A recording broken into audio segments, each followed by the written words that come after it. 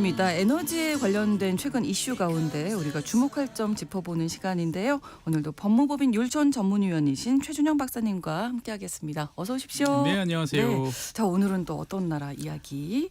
일단 뭐 지도 보면 제일 큰 나라. 제일 큰 나라. 네. 어느 중국? 나라일까요? 미국, 러시아. 러시아. 세 군데 중에 한 군데라고 말씀드리려고 했어요. 러시아가 제일 크군요. 네, 세계에서 제일 큰 나라가 러시아죠. 뭐 1,709만 제곱킬로미터. 네. 감이 잘 안 오실 텐데 대한민국이 10만 제곱킬로미터니까요. 우리나라의 170배. 그러네요. 네, 정도 생각하시면 됩니다. 한반도 전체로 따져도 78배니까 정말 큰 나라다라고 네. 기억하시면 되겠고, 또 지도를 보시면 아시겠지만 나라가 동서로 길게 뻗어 있죠. 그러니까 이제 동쪽 끝에서 서쪽 끝까지 시간이 한 10시간 차이 납니다. 같은 네, 나라인데. 그러니까요. 엄청난 이렇게 나라죠. 넓은 영토가 있기 때문에 뭐 자원도 풍부하겠죠. 네, 우리는 뭐 땅 파봐라, 뭐 돈 나오나, 뭐 이런 그런 얘기 이야기를 정말 많이 하는데요. 정말 많이 하지만 그런 네. 말씀 함부로 하시면 안 됩니다. 아, 이 그래요? 세계의 많은 곳은 땅 파면 돈이 나옵니다. 아, 예, 네. 러시아 같은 경우는 일단은 뭐 금, 은 이런 네. 이제 각종 광물 자원 엄청나게 그렇죠. 풍부한 나라기도 하지만 무엇보다도 이제 에너지 자원이 넘쳐나는 나라다라고 기억을 하시면 좋을 것 같아요. 네. 그래서 우리가 제발 좀 나왔으면 좋겠다라고 하는 석유는 석유, 물론이고, 예. 석탄, 천연가스 모든 것이 풍부합니다. 네. 그러다 보니까 이 러시아가 다른 나라에 수출하는 수출 품목 1위부터 3위까지를 살펴보면 네. 뭐가 있을까요? 지금 말씀해 주셨던 석유, 네, 천연가스 예. 이런 게 아닐까. 맞습니다. 그래서 석유가 1등, 그다음에 뭐 천연가스가 2위, 3위가 아. 석탄 뭐 이런 식인데, 그렇군요. 일단 석유 같은 경우는 하루에 1,100만 배럴을 생산해요. 네. 그러니까 세계에서 전 지구에서 하루에 생산되는 석유는 기억하기 좋습니다. 1억 배럴 정도 돼요. 그렇군요. 예, 근데 혼자서 한 10% 와, 정도 이제 엄청나네요. 담당을 하고 있는 네. 거고, 그래서 세계에서 그러면 가장 많이 이 석유를 생산하는 나라 어디냐? 그럼 네. 1등은 현재로서는 미국입니다. 미국이요. 네, 현재로서는 미국이고, 네. 그다음에 2등, 3등은 이제 중동에 있겠죠. 그 사우디아라비아하고 네. 그다음에 이 러시아가 2등, 3등을 왔다 갔다 하는데, 어떨 때는 2등이 러시아, 어떨 때는 네, 2등이 네. 사우디 이렇게 바뀝니다. 네, 네. 자, 그러면 러시아 수출 품목 1위가 석유고 2위가 천연가스, 예. 3위가 석탄이라고 하셨잖아요. 맞습니다. 네. 3위 같은 경우는 이제 석탄인데 실제로 1년에 생산되는 양은 한 4억 4천만 톤. 네. 예, 그래서 총 생산량으로 보면 요거는 석유나 가스에 비해서는 조금 밀려서 세계 6위 정도입니다. 네. 그러니까 이제 뭐 우리가 화석 연료라고 욕은 많이 하지만 사실은 일상생활에서 꼭 필요한 게 이제 이런 에너지 자원인데, 네. 뭐 석유, 석탄, 가스 정말 차고 넘치도록 가지고 있는 그러네요. 나라가 러시아다라고 말씀드릴 수 땅을 있겠고요. 파보니 돈이 나오긴 나오네요. 맞습니다. 네. 그래서 이 러시아에서 땅을 파서 에너지 자원을 찾은 이야기를 쭉 하다 보면은 네. 위인전에서 여러분들이 보셨던 네. 우리나라 분들이 좋아할 만한 인물들이 종종 등장합니다. 누가 있죠? 일단 제일 대표적인 인물 뭐 여러분들이 있지만 노벨. 노벨. 예. 아, 노벨상의 노벨. 그렇습니다. 네. 이 다이너마이트 만들어서 네, 네, 노벨상을 네. 만든 그 노벨, 그리고 노벨과 그 형제들, 정확히 말하면 형님들이시죠. 작은 형, 네. 큰 형이 등장합니다. 그래서 이 노벨은 이제 삼형제였는데요. 이 작은 형인 루드비그 노벨이 이제 이 러시아 에너지 개발의 이제 주인공이에요. 오. 그러니까 이게 참 이 노벨 집안은 원래 발명가 집안이었습니다. 노벨 네. 아버지도 이제 발명가였고, 그런데 이제 원래 스웨덴에서 일을 하다가 네. 러시아랑 거래를 터가지고 러시아랑 이런저런 비즈니스를 했는데, 이 작은 형인 그 둘째 루드비그가 네. 이제 러시아의 대규모 소총 납품 계약을 체결을 했어요. 오. 그러니까 소총을 만들려면 개머리판이 필요한데, 네네. 개머리판은 옛날엔 다 나무로 만들었죠. 아. 그러니까 이제 나무를 필요로 하니까 제일 맏형인 큰형인 로베르트한테, 형 이거 내가 돈 줄 테니까 네. 좋은 호두나무 있는 숲을 좀 네네. 사주세요. 그래서 이제 갔는데, 이 큰형이 쭉 숲을 보고 돌아다니다가 지금의 아제르바이잔 네. 수도인 바쿠 지역에 갔다가 네. 이 숲이 아니고 석유가 나는 걸 보고 네. 이 동네 이 유정을 사버립니다.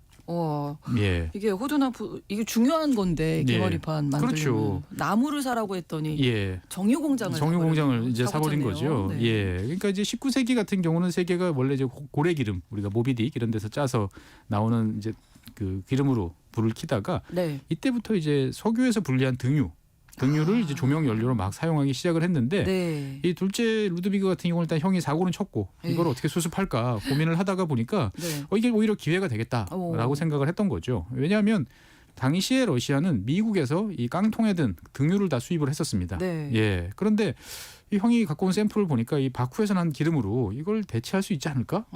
같은 기름이니까. 네. 예. 그렇죠. 그래서 이제 이 둘째 루드비그 같은 경우는 러시아 정부한테 이야기를 합니다. 뭐 소총도 중요하지만 이런 거 미국에서 큰 산업인데 한번 잘해보면 좋을 것 같습니다. 보실 줄 아는 분이네요. 예. 네. 그러고 그 기술 개발은 누가 하느냐? 네. 그럼 미국에서 데려오면 된다. 아. 그래서 미국 엔지니어들을 러시아로 데리고 와서 여러 가지 기술 개발도 하고 네. 그런 노력 끝에 1889년 19세기 이제 후반쯤 되자 이 러시아가 미국을 추월해서 세계 최대 원유 생산 국가가 됩니다. 그렇군요. 예, 그래서 이 과정에서 이 루드비그는 세계 최초의 유조선도 만들고요, 세계 네. 최초의 파이프라인도 만드는 등 발명가 집안의 형제답게 네. 석유 산업의 많은 것을 새로 만드는 이제 그러한 인물이 됐었습니다. 네. 노벨이 등장했고 또 위인 누가 있을까요? 여러분들 이제 좋아하시는 로스차일드, 유럽에서 돈이 제일 많은 네. 사나이, 그다음에 미국 하면 또 기억나는 미국 재벌의 원조쯤 되는 록펠러. 예. 아, 그렇군요. 근데 이분들도 다 석유에 관심이 많았어요. 그래가지고 이 바쿠에서 노벨 형제가 큰 돈을 벌었다라는 소식을 듣고 네. 이 노벨 형제한테 회사를 팔아라. 안 그러면 우리가 더 많은 돈을 집어넣어서 더 큰 회사를 만들어서 너를 망하게 하겠다라고 이제 협박을 하게 되는 거죠. 네. 하지만 이제 이 루드비그 노벨을 비롯한 노벨 형제들은 이를 뿌리치고 꿋꿋하게 이제 사업을 그렇죠. 이제 이어가면서 네. 러시아 석유 산업을 발전시켰는데 1920년 전후한 이제 러시아 혁명으로 인해서 이런 위인들의 시대는 이제 막을 내리고 러시아의 석유 산업은 이제 소련의 국영 석유 산업이 됩니다. 그렇죠. 예, 네네. 그래서 지금도 러시아 정부 예산의 상당수는 이 석유, 가스와 관련된 세금으로 이제 이루어져 있습니다. 러시아 정부에서 관리하는 석유산 규모는 뭐 어느 정도로 봐야 될까요? 그러니까 이제 일단은 뭐 정부가 직접 관리하는 것도 있고 네. 공기업을 동원하는 것도 있고 하지만 제일 중요한 건 세금이겠죠. 그렇죠. 도대체 러시아가 필요로 하는 세금 중에 이 석유, 가스, 얼마나 석탄 관련해서 차지하는지. 얼마나 되느냐? 전체 예산의 한 3분의 1 좀 넘는 35.6%가 석유와 가스 관련 세금이었습니다. 네. 예, 그러니까 우리나라에 비하면 훨씬 편하게 세금을 걷고 있다라고 그러네요. 볼 수가 있는데 네. 문제는 이제 2022년 우크라이나 전쟁이 터진 다음서부터 이 에너지 수출이 이제 감소하면서 네. 이 세금도 같이 줄고 있어요. 음. 예, 왜냐면 이제 기업들이 돈을 벌어야 그렇죠. 돈을 이제 세금을 징수할 텐데 그러다 보니까 2023년에는 과거보다 좀 떨어져서 한 5% 정도 떨어진 30.9%까지 떨어진 상태입니다. 러시아는 지금 사실 전쟁 중인 상황이라서 이게 민감한 문제잖아요. 네. 러시아의 에너지 수출 지금 어떤 상황입니까? 뭐 석유, 가스 다 좀 타격을 입고 있습니다만 제일 큰 타격을 입은 건 천연가스. 네. 예, 여기가 이제 가장 큰 문제인데 네. 왜냐하면 이제 러시아가 EU에 대해서 가스 수출을 그동안 파이프라인으로 통해서 쭉 수출을 해왔는데 네, 네. 이거를 중단을 했어요. 그렇죠. 그러다 보니까 사실 러시아 생산되는 가스의 절대 다수는 유럽으로 향했는데 가장 큰 시장이 없어진 셈이죠. 그러네요. 예, 그러니까 러시아 같은 경우는 이 가스 산업은 가즈프롬이라고 하는 국영회사가 독점을 하고 있는데 네. 이 회사가 작년 이제 회계를 이제 집계를 해보니까 70억 달러의 순손실을 기록을 했어요. 20년 만에 처음입니다. 아, 그렇군요. 예, 그러니까 러시아 정부 입장에서 봤을 때는 이 가스를 통해서 벌어들이는 이 정부 예산이 전체 예산이 한 7% 정도를 차지했는데 이게 이제 없어진 셈이니까 러시아로서는 상당히 좀 그러네요. 이제 큰 손실입니다. 그래서 이제 유럽이 아니라 러시아가 중국으로 네. 가스 수출 물량 늘리고 있다 이런 얘기가 나옵니다. 맞습니다. 그래서 이 가스를 수출하는 방법은 이제 크게 두 가지예요. 이제 우리나라 같은 경우는 주로 LNG로 배로 실어오는 방법이 많지만 대부분의 나라에서는 사실 파이프라인으로 이제 많이 갖고 옵니다. 파이프라인은 싸고 일단 대용량으로 옮기는 건 좋은데 네. 문제는 이제 파이프라인 용량만큼만 그렇죠. 들어올 수 있는 거죠. 배는 큰 배를 갖다 들이대면 더 많이 갖고 올 수 있지만 네네. 이게 잘 안 되다 보니까 그래서 이 러시아 같은 경우는 시베리아에서 많은 양의 가스가 생산되는데 이거를 파워 오브 시베리아의 힘이라는 이름의 파이프라인으로 중국에 수출하는데 네. 이 용량이 정해져 있는 거죠. 그러네요. 그러니까 중국이 더 사고 싶어도 러시아가 더 팔고 싶어도 안 돼요. 안 되는 상황이에요. 네. 거기에 더해서 이 러시아의 지금 여러 가지 사정을 잘 알고 있는 중국이 이 가격을 막 후려치고 있습니다. 어느 정도나 낮춘 거예요? 그러니까 이제 뭐 천연가스 단위가 여러 가지 있겠습니다만 일단은 뭐 계약할 때 단위 용량당 한 350에서 380달러 정도 우리가 그 사이에서 거래를 하자라고 네. 했는데 요즘에 중국이 러시아에 지급하는 비용을 전체적으로 추산을 해보면 한 290달러 오. 정도, 300달러 자관 이하로 지금 예 비용이 지급되고 많이 있어요. 내렸는데요? 그리고 이제 올해 초 같은 경우는 이제 한 271달러까지도 내려왔다라는 이야기가 있어요. 그러니까 이 정도면 아무리 땅 파서 장사하는 러시아도 수익이 나기 힘든 네. 상황입니다. 보면. 그러니까 어떻게 보면 울며 겨자 먹기를 지금 팔 곳이 없으니까 제재가 그렇죠. 있어서 이제 중국에 팔 수밖에 없는 상황인 건데 그러면 러시아 원유 시장 사정은 어떻습니까? 예, 원유는 그래도 상황이 좀 괜찮아요. 일단 배에다만 실으면 뭐 어떻게든 그렇죠. 어딘가에는 네네네. 갖다 팔 수 있으니까 좀 네. 낫긴 한데 러시아 원유는 이제 원래 중국으로도 많이 들어갔지만 특히 작년 올해 거쳐 가지고는 인도에 아주 대량으로 지금 이제 들어가고 있습니다. 네. 특히 이제 2023년 작년 초반 같은 경우는 이제 러시아 원유는 이제 우랄 원유라고 이제 보통 부르는데 네. 이 국제 시사의 한 60% 정도 수준으로 인도에 이제 공급이 되면서 인도가 아주 대량으로 많이 사들였죠. 근데 인도가 이렇게 사도 되나요? 러시아 원유를 산을? 들여는 네, 게 네, 네. 많은 분들이 이제 러시아 제재 원유 위반? 뭐 이런 그렇죠. 러시아 원유를 사는 것 자체가 네. 위반은 아니에요. 아 그래요? 예.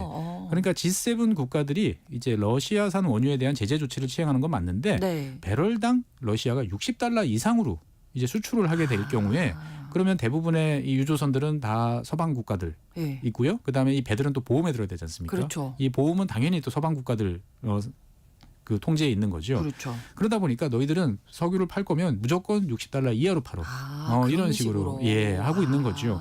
네. 그러니까 러시아는 서류를 위조해가지고 일단은 겉으로는 59달러, 실제로는 뭐 72달러 네, 네. 이렇게 이제 하거나 아니면 우리가 직접 할게.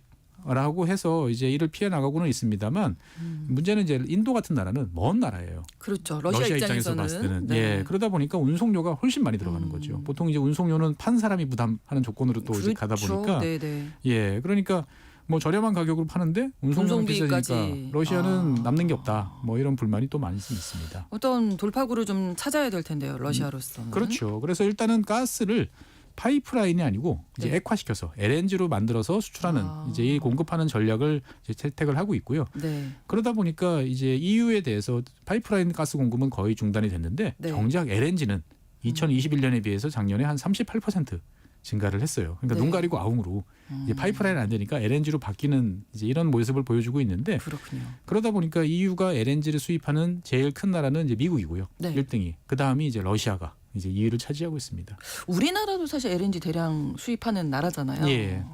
계속 이렇게 늘려가면 그래서 우리도 이제 과거에는 이제 수입을 했는데 네. 요즘에는 이제 많이 줄어들었죠 보면은. 예.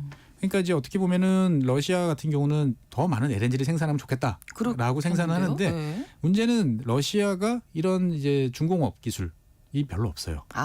예. 거다가 이제 더 큰 문제는 LNG 수출을 위해서 만들어지고 있는 가스는 주로 저 추운 북극권에서 나오는데 네. 여기서 추운 곳에서 가스를 액화시키고 다시 북극권을 빙산이 있는 곳을 또 지나서 가스 운반선을 만들어야 되고 하다 보니까 다른 나라 도움이 많이 필요한데 네. 사실 그동안에는 우리나라 기업이나 일본 기업, 유럽 기업들이 예. 참여해서 많은 이제 협조를 해줬는데 지금은 어렵겠네요. 다 그게. 철수를 한 거죠. 네, 네, 그러다 네. 보니까 LNG를 더 팔고 싶어도 더 생산하기가 힘든 상황이 지금 또 러시아의 상황입니다. 그러면 서방 국가를 대체할 수 있는 나라는 없을까요? 일단은 그래서 아쉬운 대로 중국과의 협력을 이제 늘려가고 있어요. 어쩔 수 없네요. 예, 그래서 결국은 얼마 전에 중국과. 이제 상해 근처 조선소에서 큰 플랜트를 만들어서 네. 러시아 그 북극 LNG 기지까지 가는 모습도 이제 발견이 되곤 했는데 네. 문제는 우리가 보통 중국이 싸다라고 하지만 중국은 철저히 계산이 밝아요. 러시아가 급하다는 걸 아니까 예. 가격을 엄청 올려서 올리고 부르고 있군요. 있습니다. 네. 예, 그러니까 일단 비용도 비싸고 막상 네. 써보니까 안정성도 좀 떨어지는 것 같고, 그러니까 러시아 입장에서 봤을 때는 참 속이 답답한 그런 상황이 이어지고 있습니다. 진퇴양난의 상황인데 네. 기술 개발이 사실은 돈 문제잖아요. 결국에 네. 러시아에서 에너지를 대량으로 수입하는 인도, 중국은 왜 러시아에 투자를 하지 않는 건가요? 그렇죠. 러시아는 이제 이런 너희들이 좀 투자하면 좋겠다라고 계속 권유를 내심 하는데, 바라고 있을 예, 텐데요. 근데 이런 나라들은 투자를 안 늘려요. 왜냐하면은 잘못하면은 미국이 가하는 2차 제재에 걸려가지고 예, 여러 가지로 어려운 눈치를 좀 보게 되는 거군요. 그러니까 가격을 후려쳐서 그냥 에너지 자원만 열심히 사서 이제 비축을 해놓지 네. 러시아가 정말 원하는 이제 투자는 안 하고 있는 이런 상황입니다. 러시아는 정말 답답할 텐데 이게 앞으로 어떻게 될까요? 그러니까 일단 뭐 내년 정도까지는 어떻게든 네. 버틸 것 같은데 네. 뭐 가랑비에 옷 젖는다고 이게 점점 이게 이제 계속되면 조금씩 이제 줄기 시작을 예, 하면 쉽지 않을 전쟁 비용은 텐데요. 점점 더 들고 그렇죠. 그러다 보니까 여러 가지로 좀 어려울 것 같고요. 근데 뭐 네. 어쨌든 전쟁이 끝난 다음에 이제 러시아산 원유나 가스가 이제 세계 시장에 마음대로 또 풀려 나오게 될 상황도 한번 고려를 해봐야 될 텐데 그렇죠. 그렇게 되려면 일단 뭐 가격이 많이 폭락하지 않을까. 그럴 수도 있겠네요. 예. 그런데 이제 이게 현실화 되려면 일단 뭐 전쟁이 끝나야 되니까 시간은 좀 걸릴 것 같습니다. 네. 어쨌든 에너지가 넘쳐나는 러시아 같은 나라한테도 네. 전쟁이라는 이런 비용을 감당하는 것은 상당히 어렵다라는 네. 말씀 드리고 싶습니다. 여러모로 전쟁을 끝내야 할 또 하나의 그렇습니다. 이유가 있다 이런 생각이 듭니다. 글로벌 이슈 오늘도 법무법인 율촌 전문위원이신 최준영 박사님과 함께했습니다. 좋은 말씀 고맙습니다. 네, 감사합니다. 오늘 방송 마무리하면서 프랭크 자파의 노래 I Have Been In You 전해드리겠습니다. KBS 라디오 신성원의 오늘 세계는 내일 오전 11시 5분에 다시 뵙겠습니다. 고맙습니다.